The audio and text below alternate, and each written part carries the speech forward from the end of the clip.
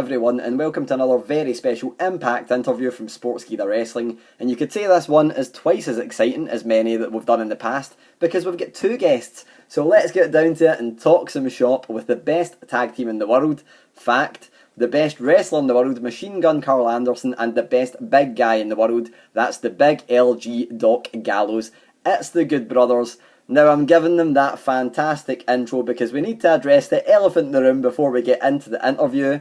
I'm nothing if I'm not transparent, so full disclosure, I wrote an article last month confirming that you guys had signed with Impact, that it was a done deal, and that evidently didn't ruin any surprises, because when Impact broke the news of your signing, the tweet became the best performing tweet in the company's history. Now I was going to ask, how lucky am I to be far enough away from you guys not to be on the receiving end of a magic killer? But a better question would be, whose idea was it to announce your debut ahead of time, and would you guys have actually preferred it to be kept a secret?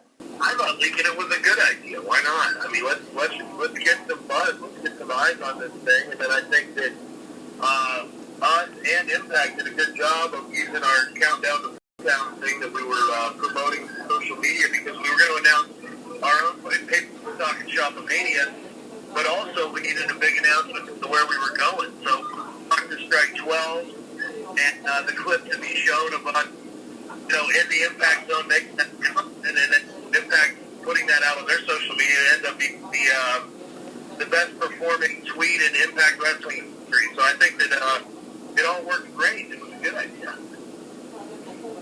Yeah, I think in this environment, I thought it made it more fun to announce that we went ahead and signed. I would say if it was in front of a live crowd and maybe they were waiting for surprises, and then you can get that reaction by that surprise, maybe you could have held off. But I think in this COVID-19 environment, and there not being a crowd, I think us announcing that we were coming to Impact actually got a lot more eyes on that pay-per-view, and that's what made it so cool.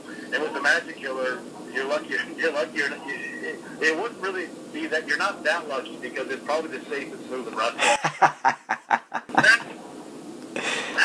As you say. Yeah. So the one thing that I think is definitely unquestionable is, well, the tweet worked. It done the trick. I mean, I mentioned it there. It's the best performing tweet in Impact history. Everyone's talking about the Good Brothers and Impact, so I don't think there's any question it worked. But my favourite thing, Big LG, you led everyone on a wild goose chase, which was amazing, from the photo in Jacksonville with a Bullet Club beer koozie and the Aces and Eights vest. It was, I think you'll forgive me for saying it was a hoot, but yeah, no one can ever accuse you guys of leaving money on the table. How fun was it to toy with the fans a little bit there? Oh, that ain't part of the fun, yeah. Fun trolling, and that's part of the fun, so I was loving doing that. We were down there to film the BTE bit with the Bucks, and what better way? I happen to have some Bullet Club and some Aces and Eights merch bag anyway, so why not throw it up and get people talking about it? Definitely, and like I said, you've made an immediate impression, get everyone talking. I keep referring to you guys as being like a needle-shifting talent, someone who brings eyes to the product. I spoke to the world champion Eddie Edwards last week. He very much echoed that sentiment. But the one thing that I need to ask, you guys aren't the only new arrivals in Impact. Of course, there's Eric Young, Heath, EC3 and Brian Myers all turning up. Do you know personally if you guys were the first to sign out of that group? And if so, did any of them ask you for advice, or was it the other way around? Well, yeah, we were all talking, we're all friends, and we're all talking leading up into this, and I think it came off beautifully with, like you said, E3, EY, Brian Myers, Heath. It came off great, but yeah, we were talking a lot. Karl and I have had success outside of WWE, so a lot of times people come to us to ask, especially someone like Heath, who was in that system for 14 years. They don't necessarily know what it's like outside, so, we don't mind helping our brothers along when they need it, but I think we were a huge part of that. Definitely, and that's the one thing that I think, so many of you turning up, obviously you guys I mentioned being a huge name, but there's people that have never been outside of WWE.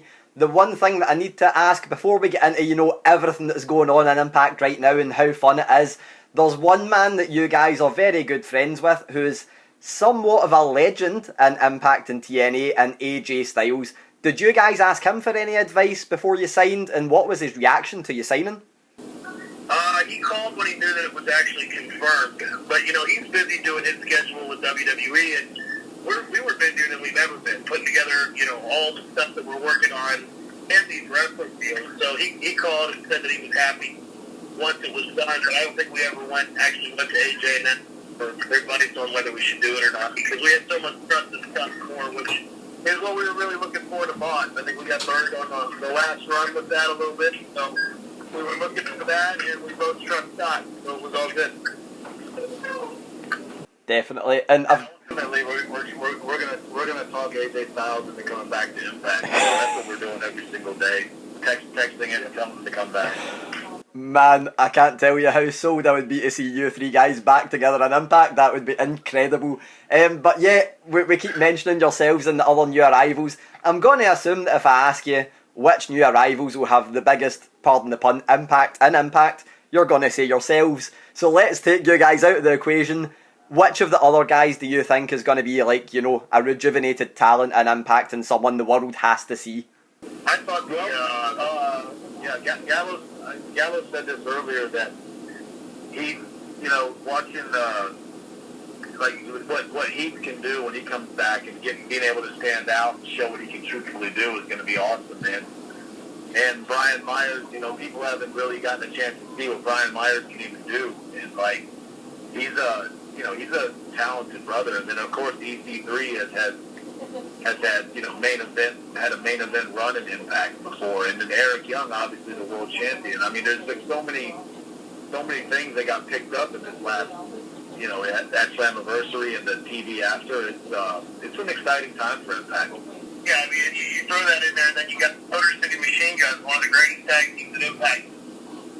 They're going to get a surprise return too, which I almost felt the most bad for them, because I loved how that was positioned to open the pay-per-view, but if we would have had a live audience, it would have gotten one hell of a pop when that music hit. Man, 100%, and I love that you guys were almost like a decoy for them turning up, because, you know, everyone expected you to answer the open challenge.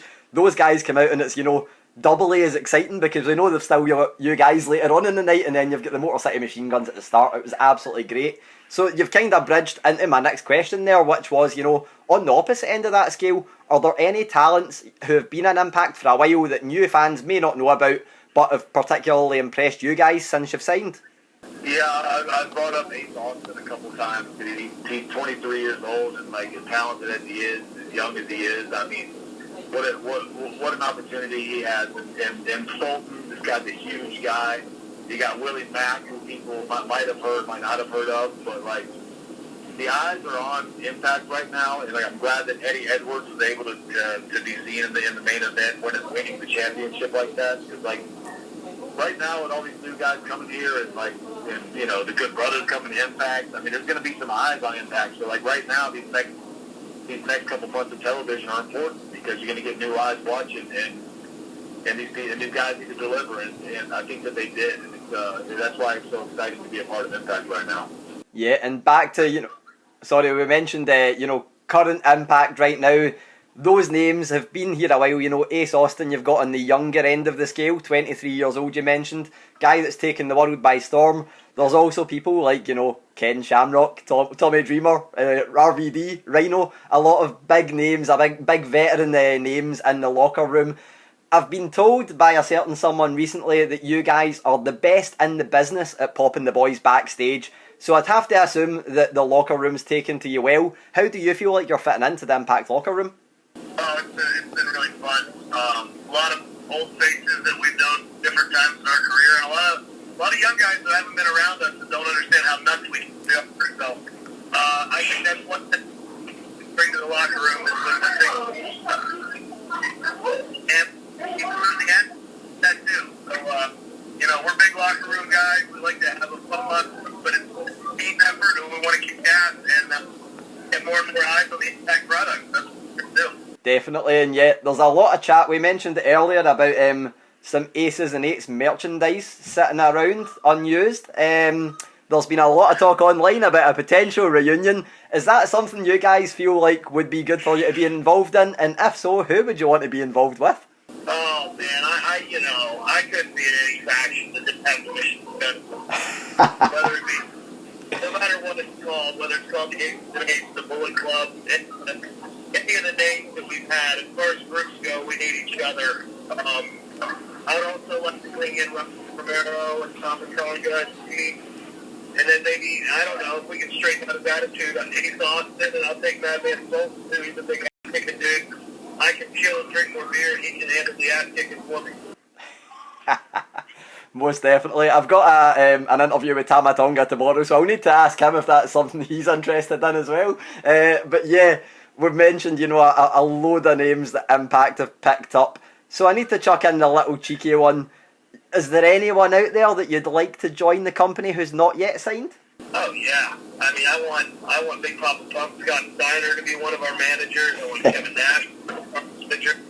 Paul Hogan recently called him the greatest tag team to ever do it. I want him to be one of our managers. I'd like to recruit Finn Balor and AJ Styles to Impact. The list goes on and on.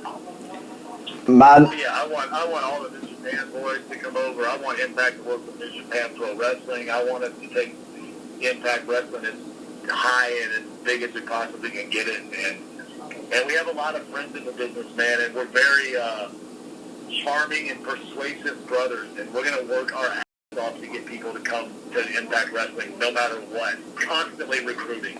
Yeah, we're already working. Well, I was going to say, if anyone can persuade... if anyone can persuade people to come to Impact, it is 100% going to be you guys, because who wouldn't want to work with you? But that, you've kind of already upcut my next question, which I love when that happens, because I'm going to ask it anyway, just to clarify. One of the things that I'd been told, and you've kind of teased it there, I guess, is that the rumour was that while you guys are contracted to Impact, you were also going to be able to work in New Japan when travel restrictions are lifted. Is that true, and would you like to see a future relationship between the two?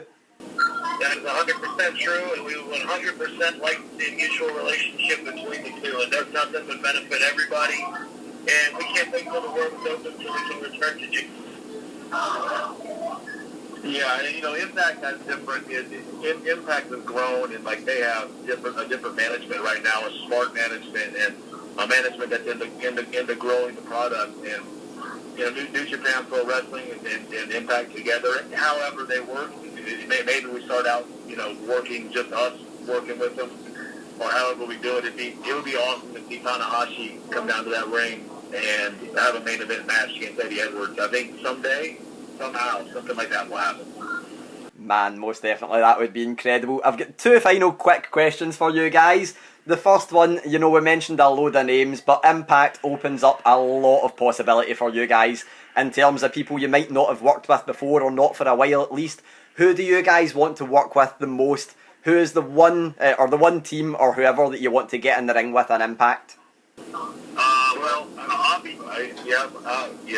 I want to get in there with Eddie Edwards at some point, because I want to challenge for the World Heavyweight Championship, and I think Gallows would say the same for that. And I want to get in there with the North as a tag team, because they've had an awesome title reign with Impact, but I don't think a lot of people have gotten eyes on them yet. They're great. They're a great team. They're both individually good professional wrestlers, and if people can start getting eyes on those guys, I think in wrestling the Motor City Machine Guns, wrestling us, and bringing more eyes to them, it's going to make them even higher and bigger.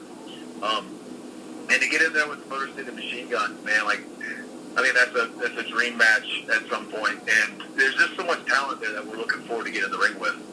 I couldn't have said that better. Excellent. The one final question that I need to ask.